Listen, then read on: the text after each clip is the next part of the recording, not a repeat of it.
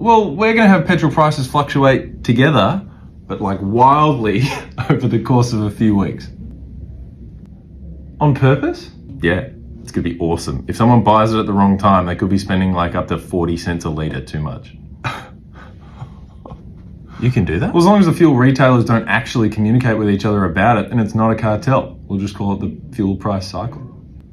Does the wholesale cost of fuel fluctuate like that? Not to any extent that would justify this system.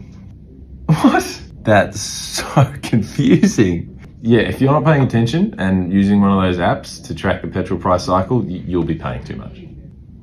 Congrats. Thanks. Look, I mean, I think people can get used to pretty much any cooked pricing system as long as you don't allow for an alternative, you know? No, I know, but this is impressive. Sorry, what?